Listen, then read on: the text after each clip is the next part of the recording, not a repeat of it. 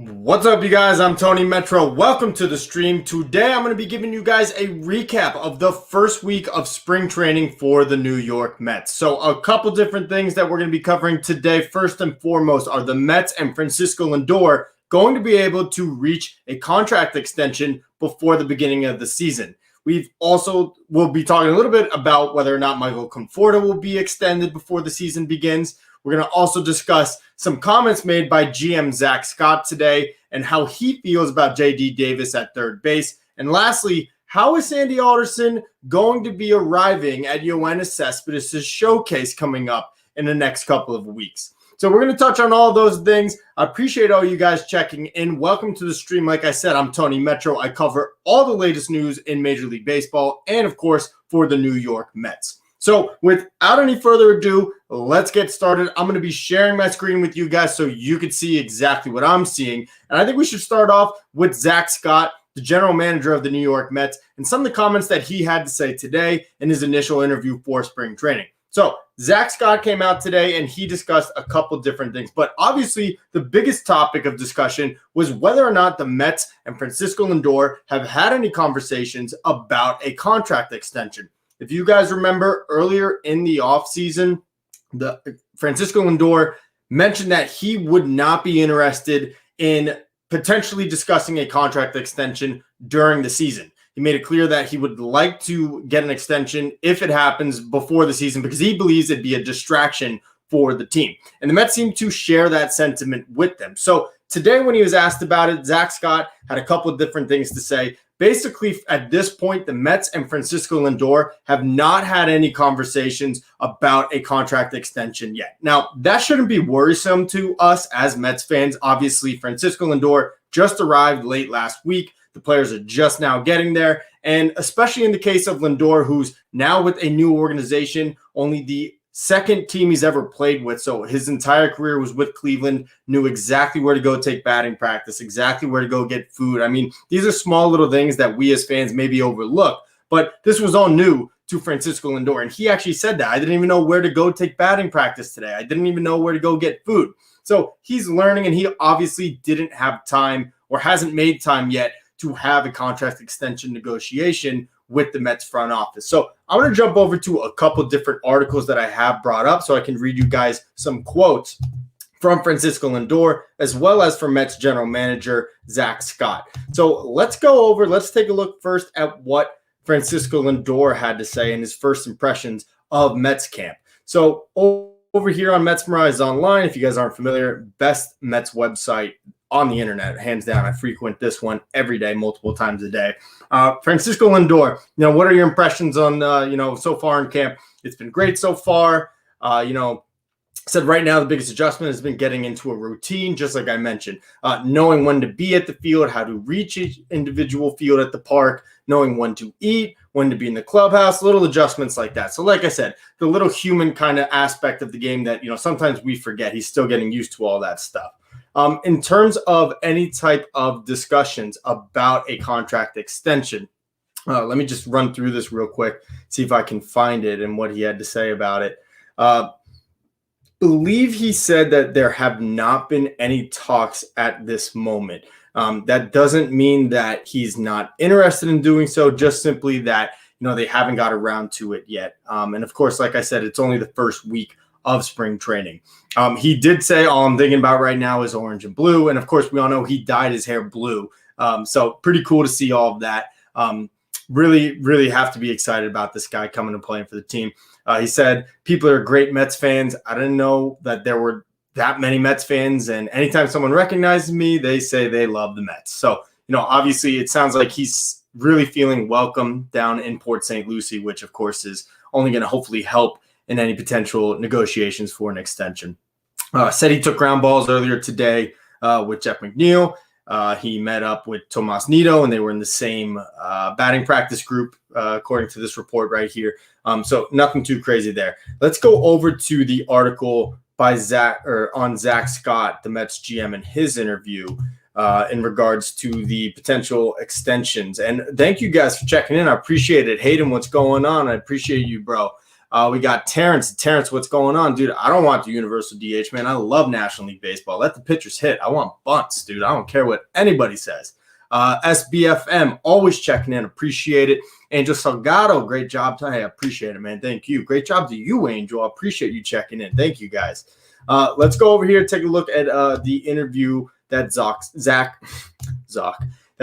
Scott had today and what he had to say about Francisco Lindor as well as Michael Conforto extensions. In addition, we're going to also jump into JD Davis a little bit later on in this stream. Mets GM Zach Scott talked to reporters on Monday as the team had their first full squad workouts in Port St. Lucie. When Scott was asked if the Mets were content with their current third base situation, he responded, yes, definitely. All right, so we'll jump into JD Davis now.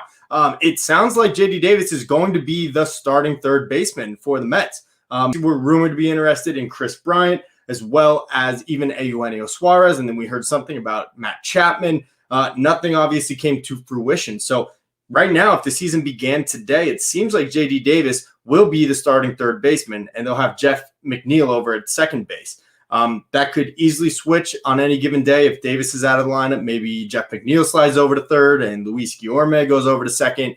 But right now, it does sound like JD Davis will be the starting third baseman for the Mets. Obviously, they also have Jonathan Villar, who is referenced in this article here. He's played some third base over his career as well as many other positions around the field. Going back to Francisco Lindor and potential extension talks, Zach Scott said there's been no extension talks to this point and that he doesn't want to have them during the regular season. That's actually what Lindor said. So Scott, when asked about the potential of extension talks, he said the sooner the better, which of course makes sense with the Mets nor Francisco Lindor wanting to negotiate during the season. Scott, when probed on difficulties of talking extension with multiple players at once in regards to Michael Conforto, he said, quote, "It's not that difficult to do. I've been a part of those conversations before. We've been able to do it. I don't think having multiple players and agents to talk to about those sorts of things is a challenge." So Zach Scott seems confident in the idea that the Mets will ultimately be able to open the door and have conversations with Lindor and Conforto about extensions before spring training is over. So that's a great sign. Very positive to see that. I'm going to close that off now and just go back to me here. So, that obviously is a really good sign. Francisco Lindor, has made it clear, doesn't want to talk extension talks during spring training. So hopefully, like Zach Scott said, the sooner the better. The earlier they can get the ball rolling on this, the better. Taking a look at some recent extensions, obviously you had Fernando Tatis, who just signed this mega contract. Now, his situation is slightly different because obviously he's got a much smaller sample size and he's much younger. So he's 22. He signed a 14-year contract with the San Diego Padres. So the best way that we can probably compare Francisco Lindor's potential extension would be with Mookie Betts, who almost carbon copy, same thing the Dodgers did with the Boston Red Sox by trading for him and then extending him. So let's go take a look real quick. I'm going to pull up Mookie Betts and all of his statistics as well as what ended up happening with the contract extension he signed with the Los Angeles Dodgers after he was traded to them. So let's go over here and welcome to the chat. Who do we got here? Mets Talk with Hayden, my guy. Dude, you know what? I've been saying for a long time that last year Pete Alonso was clearly a lot heavier than he was his rookie season. And not to say that it's impossible to still be a very good player when you're a little bit heavier than the other guys, but he did not have a great 2020. It was a good one. He was very up and down, though, very tremendously struggled in the first, I'd say, 30 games, honestly. So, I think the better to be as light as possible. And he definitely lost some pounds. He looks about 20 pounds lighter. I was really happy to see that, I got to say. I think it's only going to help him in the field as well. Let's go back, take a look at the Mookie Betts extension and his statistics and how they stack up against Francisco Lindor, because the situations are very similar when we're talking about, a potential extension and after being traded from their previous team with only 1 year of control left on their rookie contracts. Let's pull this up. Give me just a second, fellas. Benjamin Kuchar are the Mets interested in Cespedes. So a little bit of a tease here. If you guys missed I'll just let you know right now. Sandy Alderson was actually asked if the Mets would send any representatives to go view Yoenis Cespedes' showcase. And we all know Sandy. He's a very tongue-in-cheek kind of guy, likes to make a lot of jokes, cracks a lot of jokes. He said, yeah, we will be sending some people over by horseback. And it was a poking little fun at Cespedes, who we all know wants to be a cowboy, or, has obviously had some very interesting encounters with animals over the years. 2016, him and Syndergaard rode into spring training on horseback. And then, of course, we know Cespedes was basically trampled by a wild boar, and that's why he missed most of 2019. So that's kind of the real only story. I don't think the Mets are actually sending anybody to Yoenis Cespedes' showcase next week. And I promise they're not by horseback. But it was a funny comment, and I thought it was worth mentioning here in the stream. So let me go over here. We're going to go take a look at Mookie Betts and what he did with the Dodgers when he signed the extension. I'm going to go ahead and share my screen once again with you guys. And you guys can take a look at Mookie Betts' numbers with the Red Sox over the last couple years. I actually made a video before the Mets traded for Lindor. It was a proposal I was making, and I was basically explaining that they're very similar players statistically, age-wise. I think Mookie Betts is just a slightly better player than Lindor is. So I don't really expect Lindor to get the same amount or more. In fact, he's also a year older or so. So, yeah, I wouldn't expect him to get what Betts got, but here are the last 4 seasons that Mookie had with the Red Sox. 2016 through 2019 was worth, let's see, for some reason it's not all putting them together for me, but let's see if I can get it now. Yeah, so here we go. 2016 to 2019, slash line of 305, 382 on base percentage, 535 slugging, 917 OPS, at 139 OPS plus of 139. And of course, had 116 homers, which rounded out to a 29 home run average per season and 94 RBI average per season. Obviously a tremendous fielder as well, but in right field. So, that's the one aspect that I think Lindor has him on, is that Lindor is a platinum glove shortstop, which is probably a slightly more important position defensively than right field is. Right field also is very important, but probably not as much so as the up the middle defense like a shortstop is. So we know he signed a 12-year, $365 million contract with the Dodgers after he was traded to them last offseason. He is currently 28, meaning that he signed that contract when he was 27. And Francisco Lindor also is 27 at this moment, I believe. Let's take a look now. I'm going to do Francisco Lindor, Baseball Reference, pull it up for you guys. But I do believe that they will be very similar contracts. Obviously with what Fernando Tatis just signed, the Mets are going to have some pressure on them to go not only over 300 million, but probably well over 300 million. Let's take a look at what Lindor did. I'm going to take out 2020 just because it was a rough year for him. I mean, not rough, but obviously not like the benchmark of what Lindor is usually doing. So let's see if I can get these to all come together. I'm having some struggles here with Baseball Reference, really letting me down over here, guys. Come on. But like I said, Lindor entering his age 27 season right now, just like Mookie Betts is. Mookie Betts came into the league in 2014, and Lindor came in 2015. If I could get these all to add together, that would just be great. Otherwise, I'm going to have to write a strongly worded letter to Baseball Reference because this is not okay. This is frustrating me right now. Let me go back to the chat while that loads real quick. Okay, well, it wasn't even on. So, yeah, no, I don't think the Mets are interested in Cespedes. That's not going to happen. I think it was just a joke by Sandy Alderson, a very coy comment, poking fun at Cespedes when he rode his horse into spring training back in 2016. And he got Syndergaard to do it too. I'm only surprised that Syndergaard didn't do it shirtless, to be honest with you. So, yeah, that was kind of wild. But, I don't think that's actually something the Mets are interested or going to be doing.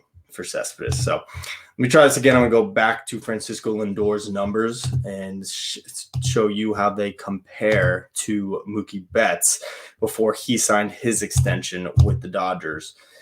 Still is not working so well for me, but let's just take a look. 2019 had a 284 average, 335 OBP, 518 slugging, so 854 OPS. So I think what it came down to is that Francisco Lindor, his OPS plus is a lot lower than Mookie Betts. Not to say that Lindor is still not a great player. I mean, his 162 game average is almost exactly the same. 29 home runs, 86 RBIs. I mean, he's practically, a carbon copy of Mookie Betts. His slash line numbers are just a little bit lower, 285. Mookie Betts is closer to 300. OBP, Mookie Betts is a little higher at like 370, and OPS 833 for Lindor, closer to about 900 for Mookie Betts, which is just absolutely elite. Taking a look at his age, he's entering his age 27 season. He's right now, I'm sorry, that was his debut, but current age is right here, 27 and 100 days old. So yeah, entering his age 27 season. I have the feeling that if the Mets are able to work out an extension with Lindor, that it'll be somewhere in the ballpark of, I would guess, 10 years and $340 million. Very close to what Fernando Tatis got in terms of total money, but spread out over less years. I don't think the Mets want to spread it out to his age 37, 38 season, whereas with Fernando Tatis being 22 years old, the Padres could afford to give him 14 years because they'll only be paying him through his age 35 season. That's when it will end. So much less risk paying a guy at that age, hoping that he doesn't go on the decline as fast as, say, a 38-year-old. We're already in that situation right now with Robinson Cano, who obviously will be long gone, but, you don't want to repeat it. Even if it is 10 years down the road, you don't want to be paying a 38-year-old $35 million per season if he doesn't have it anymore. I would expect the Mets to be offering a deal somewhere around 9 to maybe 11 years, but I'm going to say probably 9 or 10 years and around an average annual value of $35 million. So I would guess anywhere from like 9 years and $330 million to 10 years and $350 million, somewhere in that ballpark. Like I said, the Mets and Francisco Lindor have not had any discussions about an extension yet. It's very early in spring training, not something that you should be worried about. I'm not personally worried about it. I have a feeling any day now that an extension will be announced. So don't get too stressed out about that if you are a Mets fan. And the same goes for Michael Conforto, who I'm going to jump into in 1 second. First, I'm going to go back to the chat right here to talk to my guys. Let's see. Mets talk with Hayden. Did I see the picture Matt Harvey put up on his Instagram of him in his Orioles uniform? I saw a video of him posted, I think, by the Baltimore Orioles, of him in a uniform. I did not see him post something. I don't know if it was like he was doing anything weird in his picture, but no, I did not see that, Hayden. Let me know in the comment section if there was something that I missed that I need to check out. Question again from Hayden. Because you live in California, how do you watch the Mets games? I need a way to watch them. I use MLB TV. It's funny you just asked because I just today got an email from them that my account was renewed. Awesome way to watch the games. Excuse me. You can watch every home broadcast, away broadcast, all in HD on your computer, on your laptop, on your phone, on your iPad, TV, whatever it is. Love MLB.TV. Highly recommend watching that one. And then Frankie Diaz, what's up, my brother? Sorry I'm late to the party. You ain't late, man. We're just getting started in here, Frankie. What's going on, my guy? I appreciate you checking in. So, like I said, guys, Francisco Lindor really, I think, will be a Met for the rest of his career. I fully expect that. Right now, at this moment, the Mets have not had the conversation with him, but I do expect that to be the case. We just got to give it a little bit of time. So let's go now take a look again. Zach Scott was saying that he's not had extension talks with Lindor, but he also said the same for Michael Conforto. So Michael Conforto, we know, is a Scott Boras client. Now, when the Mets were owned by the Wilpons, I always thought that heading into these last 2 years of his contract, that maybe it made sense for the Mets to trade him away, try to get some young assets back. But that was when we had the Wilpons as owners. Now we have Steve Cohen. I fully believe that Michael Conforto will be extended. It's just got to be at the right price. The issue lying in the way of that, of course, like I said, is Scott Boras, who is going to ask for a ton of money, especially now. The Mets basically chose, in my opinion, Michael Conforto over George Springer. That's why George Springer's on the Blue Jays and not on the Mets, because the Mets knew that we had Michael Conforto already playing right field, where George Springer would likely be ending up in the next couple of seasons. Now the Mets have to do the second part of that and extend Michael Conforto. And I like the idea of that because he's just entering his prime, 27 years old. Had an amazing 2020 season, was using all the fields to hit to, and just really stepped it up, even on defense as well. I really would like to see an extension get done before spring training. I'm just not so sure it's going to happen with both Lindor and Conforto. I would put more money on Lindor than Conforto just because the Mets just traded assets for him, and I don't think they want to allow him to even think about testing free agency. One of the quotes from Lindor today was that I've never been scared of free agency. And I really, truly believe that's a tactic by him and his camp to say, hey, Mets, you better pay up now or I will go out and see what else is out there.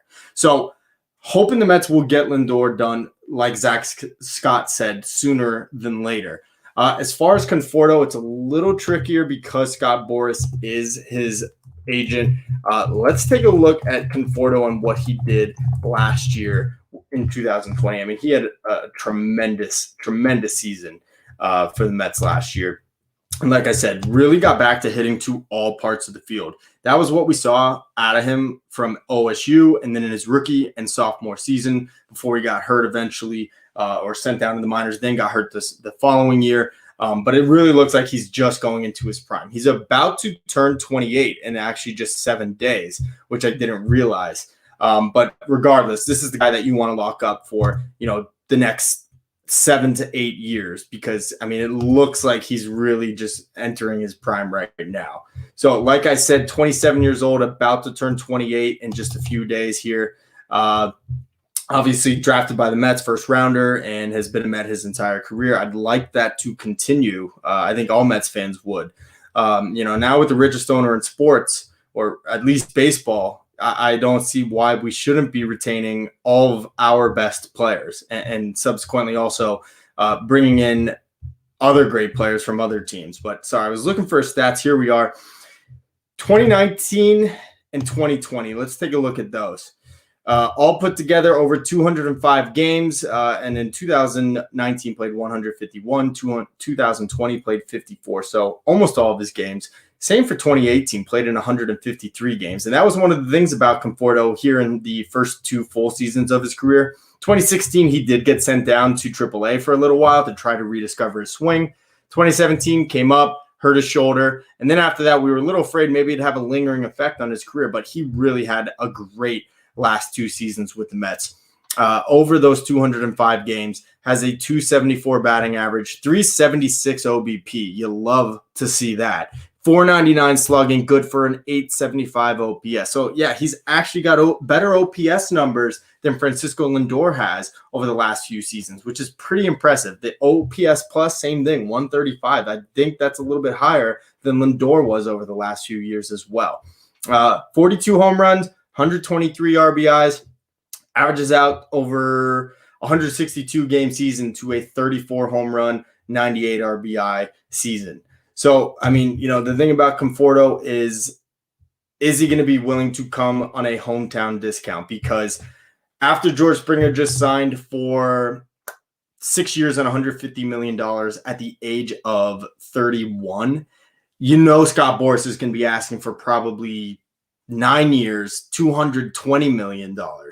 And as much as I like Conforto, I'm just not sure he's worth $220 million. I mean, I would go up to 200, absolutely. But I have a feeling Scott Boras is going to be asking for a lot more than just $200 million. So it's going to get a little tricky how the Mets are going to navigate both of these guys and getting them extensions. But hopefully, fingers crossed, we're going to make it happen. It's going to be tough.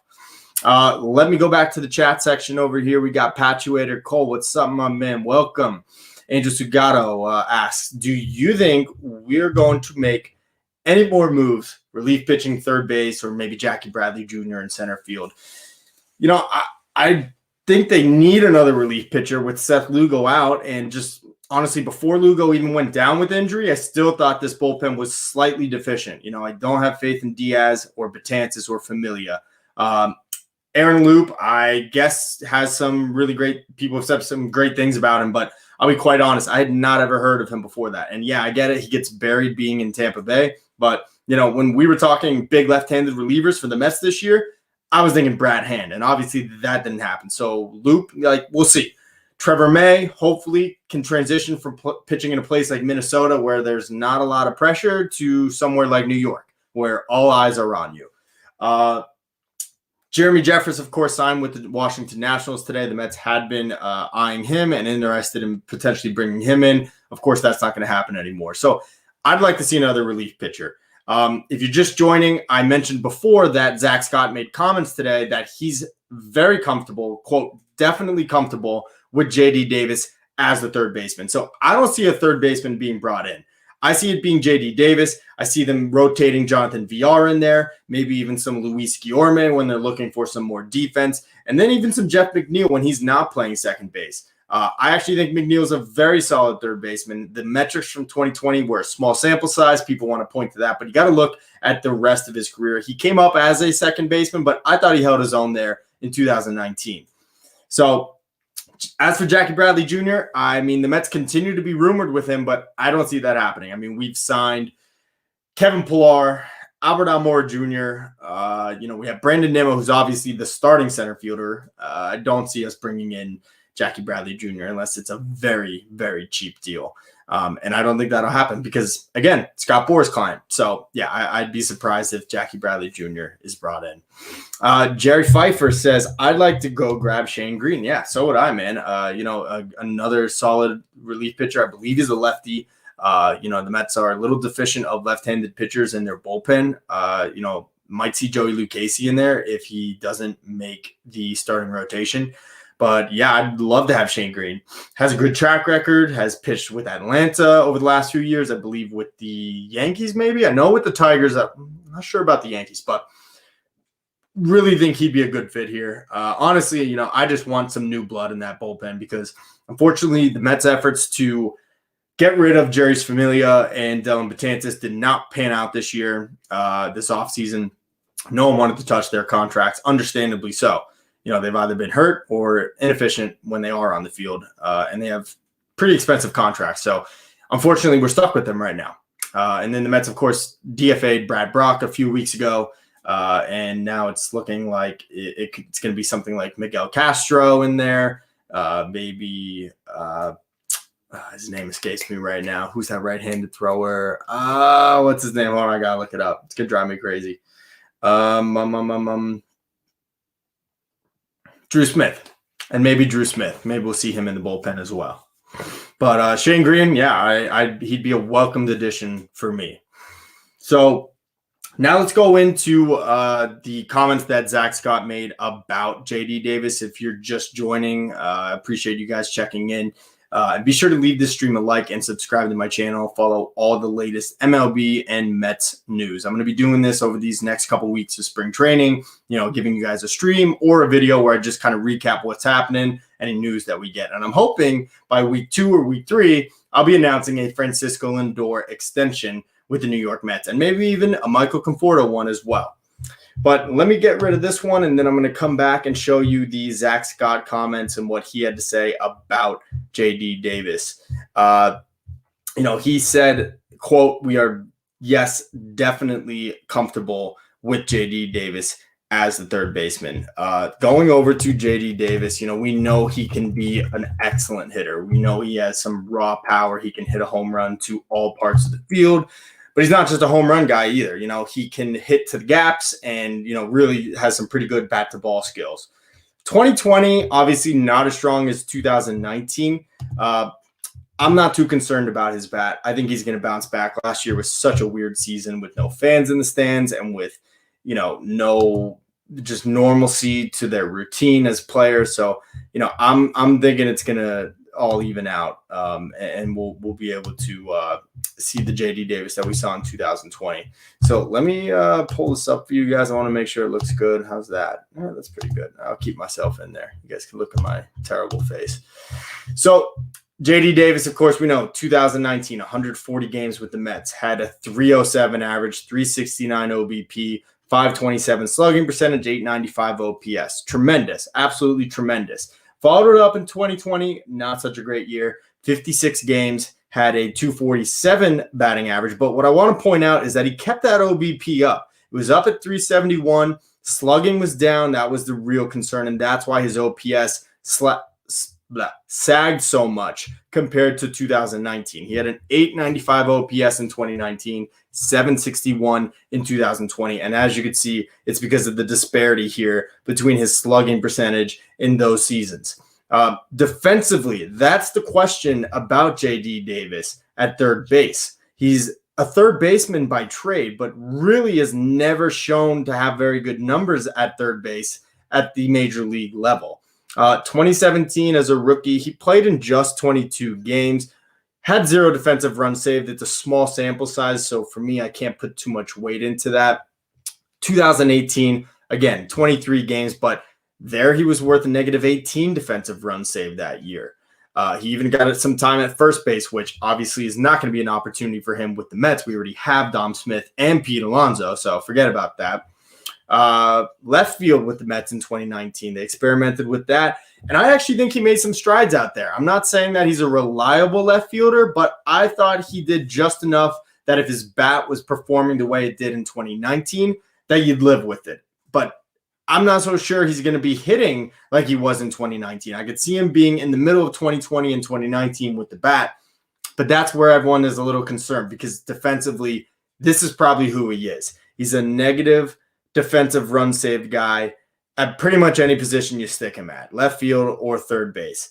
And that's why so many Mets fans want the DH because it would benefit them so much between Pete Alonso and JD Davis and Dom Smith.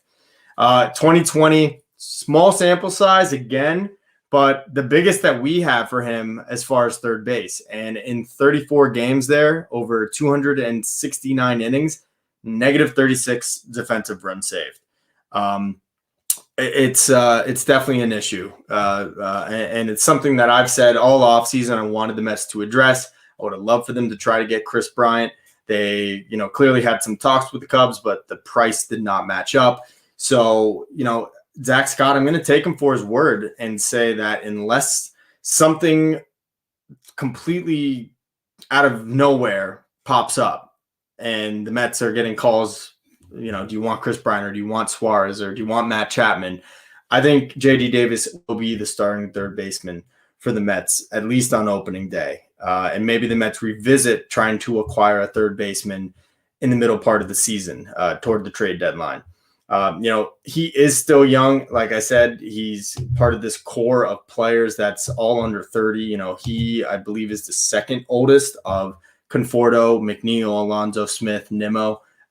They're all right around that 26 to 28-year-old range. So there's no reason he can't turn it around and become a very strong defender. But at this point, he's shown to be a little bit of a liability out in the field. If his bat plays up the way it did in 2019, you'll live with it. But if it's going to be like 2020 where he's only slugging for a 389 slugging percentage, that's going to be an issue. His production offensively will just not be able to outweigh what he does defensively. So we shall see about that. But as of right now, that's what Mets GM Zach Scott has said. So let me get back to the chat real quick. Angel Salgado, since you mentioned that Jack McNeil can be an option at third base, should we look at strong second baseman like Javi Baez? Oh, I'd love Javi Baez on this team. I mean, you get Javi Baez up the middle with Francisco Lindor, you're talking about the best double play combination in baseball, not just offensively, but defensively as well. I don't really think the Cubs are going to be trading Javi Baez, though. Honestly, I think they will trade Chris Bryant. I think, though, they will extend Javi Baez and Anthony Rizzo. I've said it in many of my videos, many of my streams, that the Cubs are kind of just like in purgatory right now. Like it feels like I don't know what direction they're going in. I don't know if they're rebuilding or retooling or just don't know what to do. But, they need to either extend Baez, Rizzo, and Bryant or trade them soon and try to get as many prospects back as they can. Other than Javi Baez, I don't know who else might be a good option for this infield. I don't think the Astros are ready to blow it up, but, Alex Bregman would be at the top of my list. Perfect third baseman for the Mets, for any team. But that would, first of all, cost a tremendous amount of prospects. And second of all, I don't think the Astros would be trading him. But I would love to see Javi Baez in orange and blue. That would be pretty sweet with Frankie Lindor up the middle with him. Mets talk with Hayden. I think Conforto is like 10 or so homers away from being in the Mets' top 10 home run leaders. Yeah, he is. He's actually pretty close, which is crazy to think. Came up in 2015, so this is going to be his 6th season with the team. A couple up and down from the minor leagues and injuries, but yeah, man, Conforto is looking like he may end up being one of the greatest homegrown players in Mets history, as far as offense, at least.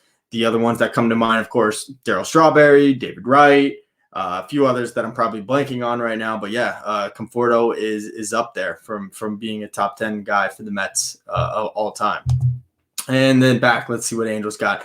That'll give a strong middle of the field defense. Yeah, no, the up the middle defense would be amazing with Javi Baez. I just unfortunately don't really see that coming. I don't see the Cubs trading Javi Baez away. So for the time being, it's looking like it'll be J.D. Davis at third base, Frankie Lindor at shortstop, Jeff McNeil at second, and then Pete Alonso at first. And obviously they'll be working Dom Smith in there as well.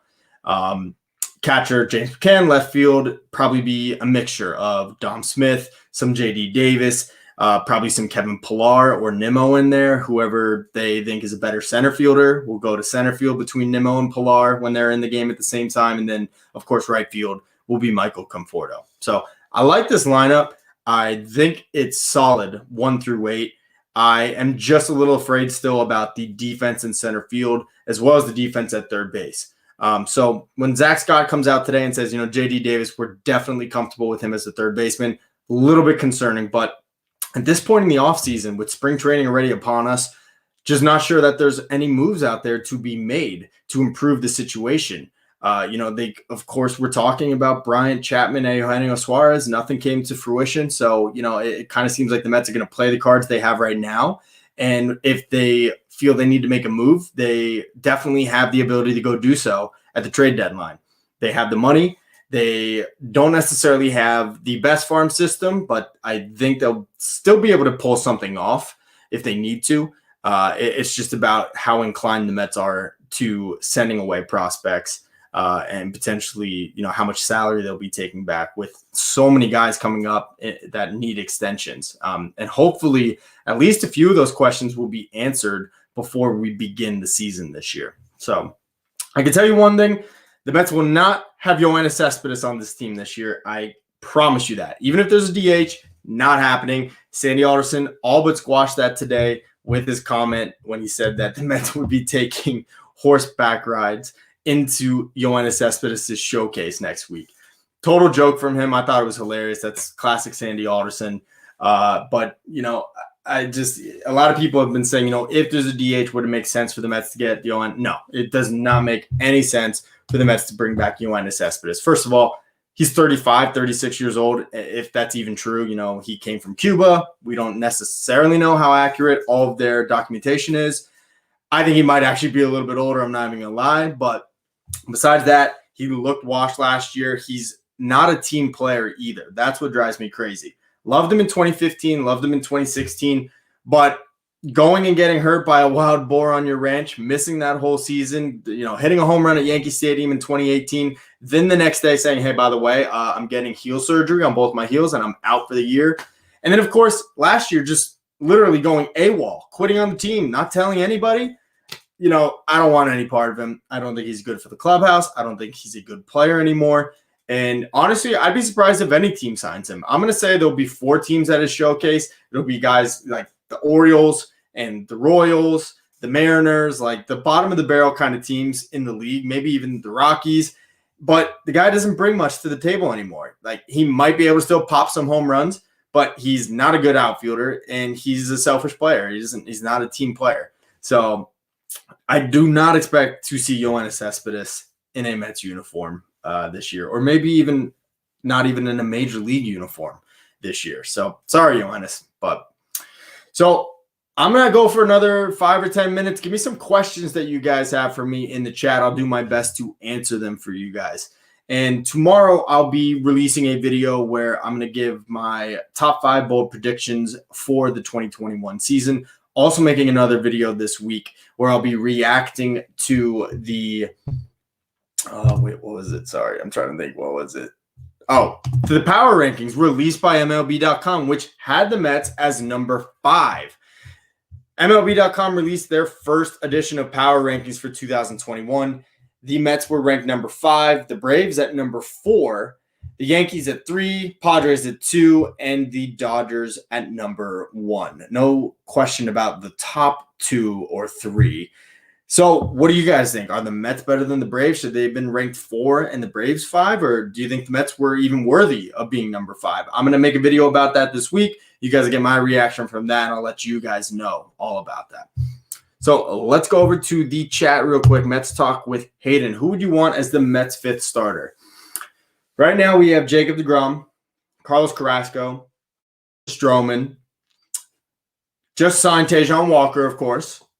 And it's going to be the 5th spot coming down to either Joey Lucchesi, Jordan Yamamoto, and a few other fringe guys that are in there as well.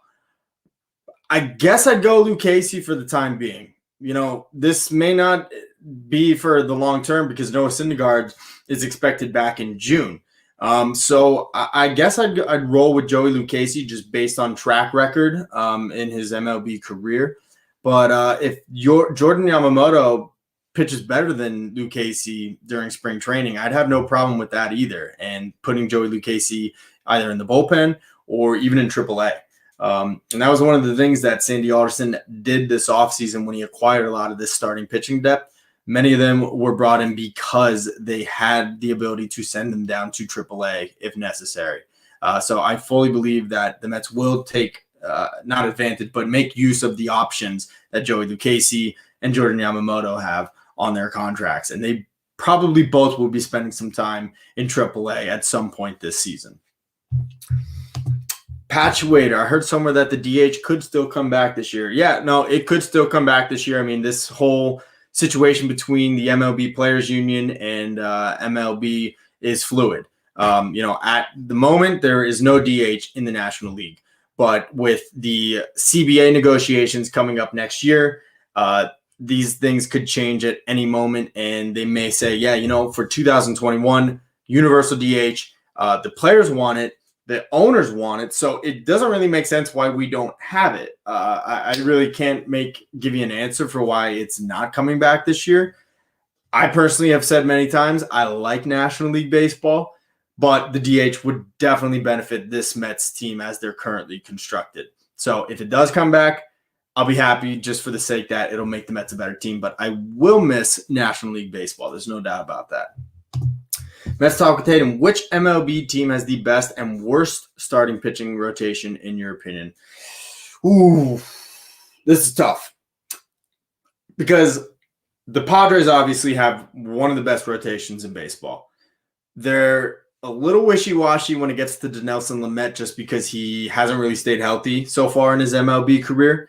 If he can, that rotation is nasty. Paddock, Mackenzie Gore, those are like the bottom 2 on that rotation. Then you got Darvish, Blake Snell. They're loaded, absolutely loaded. Ryan Weathers is another prospect that's coming up and has been one of the better pitching prospects in baseball over the last few years. And then, of course, next year they'll get Mike Clevenger back as well. Then you have the Dodgers. Dodgers have a nasty rotation, of course, brought in Trevor Bauer, but also still have Walker Buehler, Clayton Kershaw. David Price is coming back. They have young guys, Tony Gonsolin, Dustin May, and Julio Urias. So they're pretty stacked. I think the Mets have a really good one. I don't think it's the best in baseball. I think it just misses the top 5 or might make the 5th spot in there. I'd probably have to go Either the Padres or the Dodgers. I'm going to roll with the Dodgers just because they have a little bit more of a track record. I'm a big believer still in Clayton Kershaw. I think Walker Buehler will actually win the NL Cy Young this year. I'm sorry. I know. I hope it's Jacob deGrom, but I have a feeling on Walker Buehler. David Price is coming back. He's got a year of rest on that arm. And, of course, Trevor Bauer, who even if Trevor Bauer doesn't pitch as well as 2020, they still have a ridiculous rotation and a ton of depth, but really close between them and the Padres for me. As far as worst, let's see.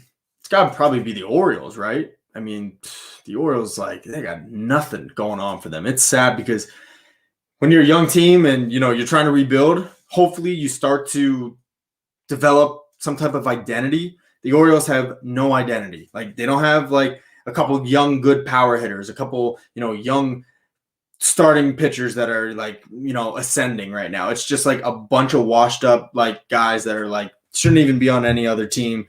It's sad to see for them. But yeah, I got to probably say the Orioles just based on what I looked at last week for them. A couple other teams could make that. Maybe the Rangers don't particularly have a good rotation. They just traded what's his name? They traded that guy to the White Sox. I can't think of his name right now. You know who I'm talking about. Lance Lynn. So, I don't know. Rangers, Orioles, probably two of the worst rotations in baseball. The Marlins are going to have a rotation that might make some strides this year. They did in 2020 and 2019. If they do it again this year, they're going to be on the way up. They might be on the way up. Why should your business go hybrid? Why should your business go hybrid? I don't know. Sorry. So give me a couple more questions, guys, and then I got to get going out of here, roll out. I appreciate you guys checking in. Thanks so much. If you're new to the channel, be sure to leave this stream a like and subscribe to my channel. Stay up to date on all the latest news on the Mets and Major League Baseball. Quick recap. We said that Francisco Lindor and the Mets have not had contract extension negotiations yet. They have not had them with Michael Conforto either. Zach Scott also said that they are very comfortable with J.D. Davis as the third baseman. And lastly, Sandy Alderson had a joke saying that the Mets are going to take horseback to get into Yoenis Cespedes' showcase in the next couple weeks, a.k.a. the Mets will not be attending his showcase and they will not be bringing him back for any type of reunion. So that's the latest on the first week of spring training for the Mets. How do you guys feel about that? Do you think the Mets will get an extension done with Francisco Lindor? How about Michael Conforto? And what are your thoughts on J.D. Davis as the everyday third baseman? Can they live with that defense at third base if he hits like 2019? Otherwise, who might be a good option for them to look at and try to trade for? I love the idea that I believe it was Angel brought up about Javi Baez maybe being an option for the Mets to look at and putting Jeff McNeil at third base. Now, just Javi Baez would be great. Like I said, don't see the Cubs trading him. But if they were looking at another second baseman to fill in that slot and then putting McNeil at third base, not a bad idea. Not a bad idea at all. I don't know who a good second baseman is right now that might be on the trade market, but if it's not Javi Baez, it doesn't have to be a third baseman necessarily. It could be a second baseman and go put Jeff McNeil at third base. So really good call there, Angel. I like that idea you have there. Mets talk with Hayden.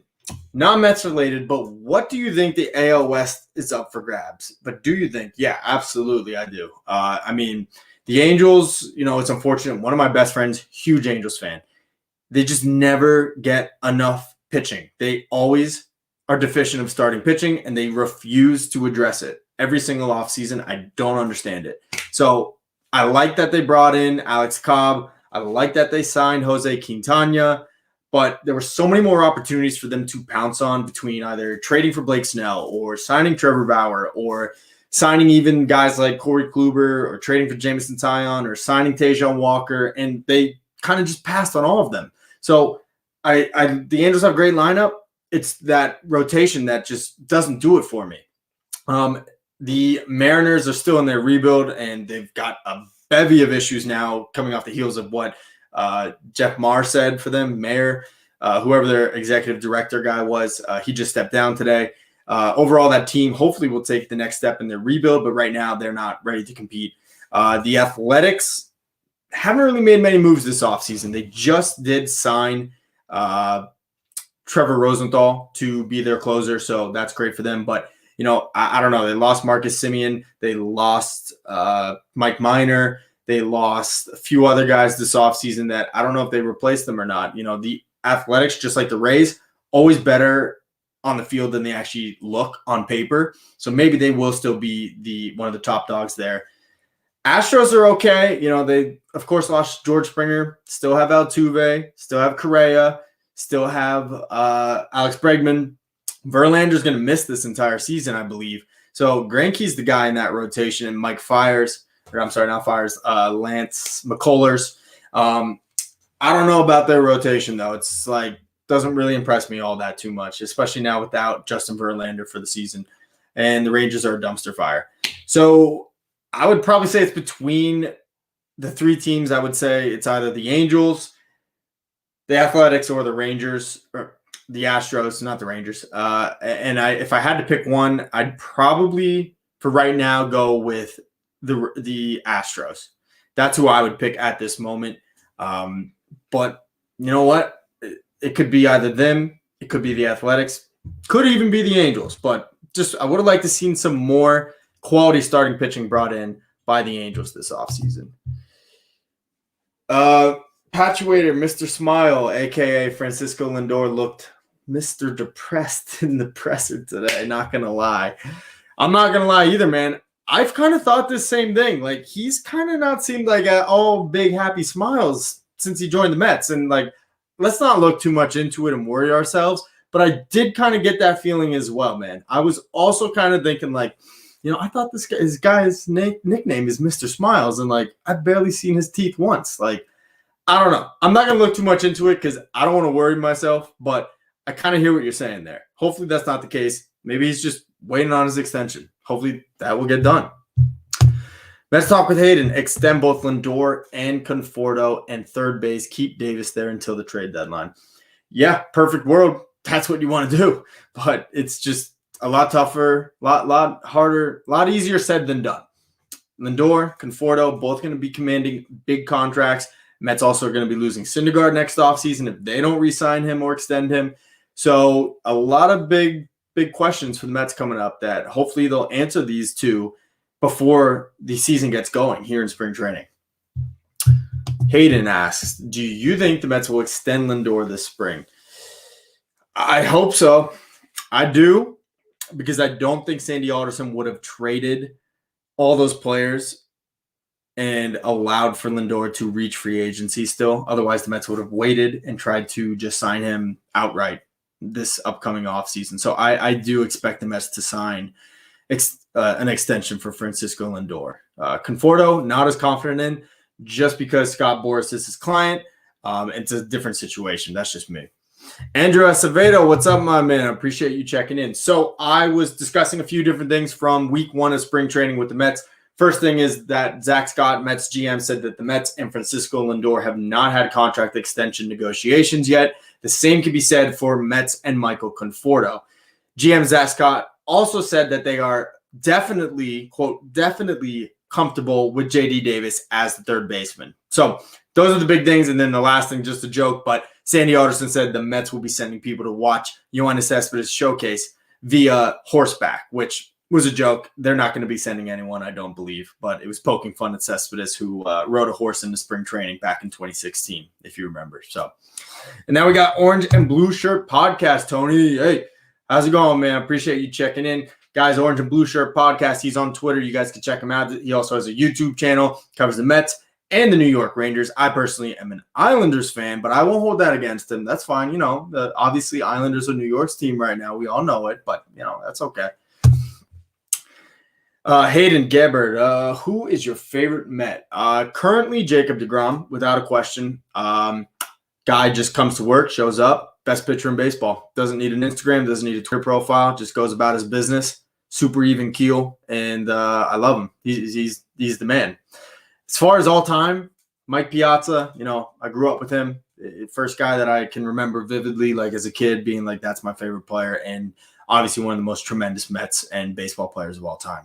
David Wright, of course, is a close second. And growing up, loved Jose Reyes, loved Carlos Beltran, Johan Santana. Those were all my guys. a low-key one that not a lot of people think of, but loved Cliff Floyd. I don't know why, just loved him. He just like was a clutch player, big guy, like just love watching him play. And he's been an ambassador of sorts for the Mets now since he's joined MLB Network. Always speaks very positively and glowingly of the organization, even though they've always been pretty dysfunctional. At least they were under the Wilpon ownership. So I've always appreciated that from Cliff Floyd since he's retired as well.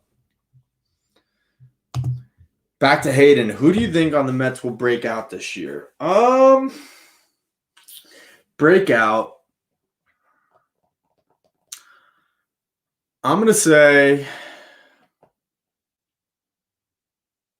this is tough for me because so many of these guys I feel like have really stepped into their own over the last few years. And I want to give you kind of a fresh, like original one. I'll say Tomas Nido. I'll say Tomas Nido will come up and have a little bit of a breakout. I'm not saying that, Nido is going to be like a 40 home run hitter, but if he could do the backup role well, that I'll consider a breakout. So I'm not expecting even a 300 average, but maybe like 260, 270, pop 10 home runs and play solid defense behind the plate. That's all you could ask for out of a backup catcher. Nido came up and had like not high expectations, but was expected to be like very serviceable on both sides, hitting and defensively. I haven't seen it yet, but had a good 2020. I think there's some high hopes for him still among the fan base and within the organization. So I'm going to say Tomas Nido will break out for the Mets this year. Andrew Acevedo, I know the Thor homers in the back room. What are the other things? Okay, yeah, so I talked about this to you guys. I'll give you the quick rundown. This ball right here is the home run ball I caught at Dodger Stadium of Noah Syndergaard's home run. This bat right here, I was at Shea Stadium, 2007 or 2008, and Moises Alou was taking batting practice, and I was on the dugout, and when he went down the steps, threw the bat on the dugout, and it was literally just right in my arms, and I was like, oh my God. So yeah, that's what this bat is right here. That ball case up there, I got a Mike Piazza autograph, Jim Palmer, and Ron Darling. And then we have a Jose Reyes autograph ball, as well as a final season at Shea Stadium in insignia on one of the other balls. Lastly, a Mets beer bottle with the final season at Shea Stadium logo, and then one of those mini replicas of Shea Stadium with the Shea Stadium 40th anniversary patch inside of it up there. So those are all my little knickknacks that I keep in my room as part of my background. I have a million more that are lying around the house in some place or another that I really do need to hang up in my room, but refuse to right now. One of the other things I have over here, which I'll show in another time, Mets autographed jersey hanging on my wall, and I got David Wright, Terry Collins, Paul LaDuca, Todd Frazier, unfortunately, but no. I think Wilmer Flores is on there as well, and then a few other Mets that I've just acquired over the last 8 or 9 years or so. Frankie Diaz, how old? I am 26 years old.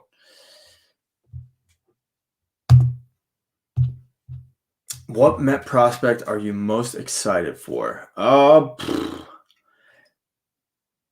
Long-term outlook, Matthew Allen. Matthew Allen sounds like he's the second coming of Matt Harvey. He's gotten a lot of comparisons to him, like bulldog and like throws hard, righty, power pitcher. So yeah, Matt Ryan for sure. Matthew Allen.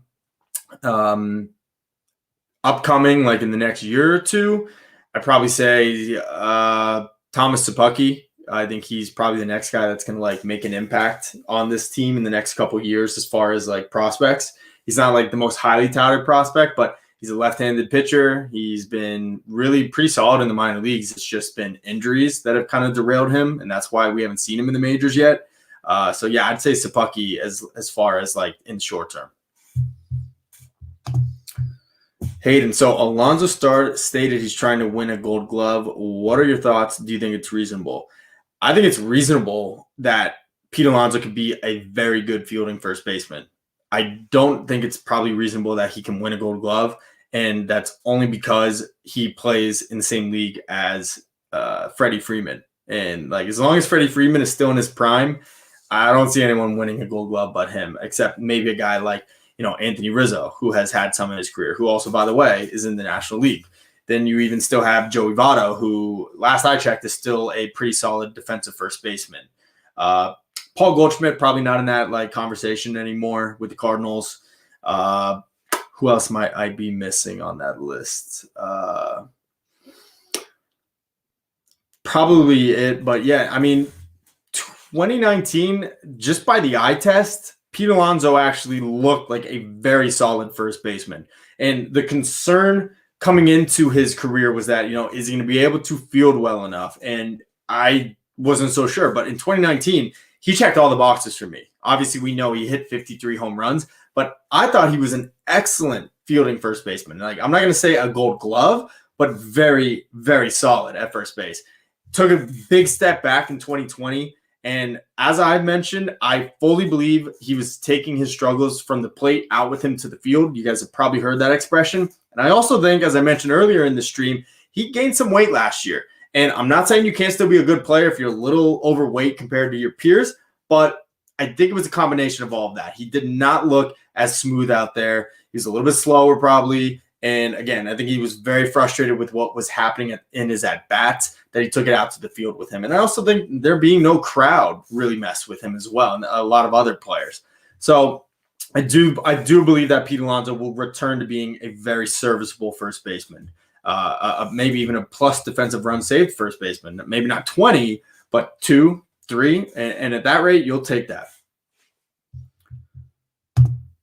Andrew Esvedo, do you have Conforto I could hook you up with I don't have Conforto, no. I'd love that, man. I'll send you this jersey if you could get that signed for me by Conforto. That'd be dope.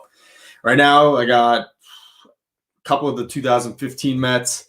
Obviously, I think I said David Wright, Paul LaDuca. And then there's 2 guys that I don't think anyone would remember. Pat Mish was one of them. He was a reliever in 2011. And yeah, I kind of wish I didn't get it signed by some of like the no-name Mets, because now I feel like it kind of brings down the value on that jersey, but whatever. Hayden, what do you think of the Mets bullpen? Yeah, man, I've said it many times. I think it's a little short right now. Especially with Seth Lugo going down. I don't have any faith in Edwin Diaz. I don't think he can take the pressure of closing out a big game or getting a big out. Had a much better 2020, but no fans in the stands. I think that definitely helped him. While it hurt some guys like Pete Alonso, maybe, I think it helped Edwin Diaz. I got to see him do it in front of fans. Dylan Betances, man, Velo was down all year last year, got hurt. Don't even know what we're going to get out of him. And then Yoenis Cespedes can't throw a strike for his life. Then you got Miguel Castro, who's like almost the same pitcher as Familia. Can't throw a strike, and when he does, he's getting tattooed. Maybe Drew Smith comes around and pulls it together, but someone in this chat earlier mentioned, what about the Mets getting Shane Green? I'd love that, because we definitely could use some more bullpen depth. I'm not too comfortable with this bullpen right now. Graphic editing with Tony Metro in the background. What is good? Mets fan from YouTube. If you guys don't know Mets fan from YouTube, be sure to check out his channel and follow him on Twitter. Big analytics guy. I'm not so big on the analytics, but I feel like I've been able to learn a lot from him and from his tweets. So definitely go check him out. Dude knows what he's talking about. Solid guy. Let's see. Hayden, trivia question for you. Which Mets are still on the team that played for them in 2015? All right.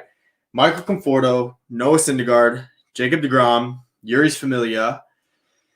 Tomas Nido was not on the team. Dom Smith was not on the team. Pete Alonso was not on the team. Nimmo was not on the team. McNeil, no. Davis, no. Yeah, I think that's my final answer. Jacob deGrom, Noah Syndergaard, Michael Conforto, and Yoenis Familia. Tell me if I'm right on that one, Hayden. I think that's it. Yeah, Nimmo didn't come up until 2016. He had his first game in the majors in 2016, and then got called back up in 2017. What do I think about the Mets farm system? It's top heavy right now. It's got some really solid guys like at the top, like in the first 6 slots. Matthew Allen, Brett Beatty, Francisco Alvarez, JT Ginn, and Ronnie Mauricio.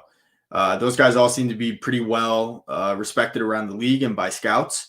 But after that, it kind of falls off. Like the next guy on that list is probably Khalil Lee, who they just traded for. I think he actually is still actually held in pretty high regard by people around the league. But Mark Vientos, I really never hear anything about him, but he's like their 7th or 8th best prospect. Thomas Sapucki, kind of the same situation. I don't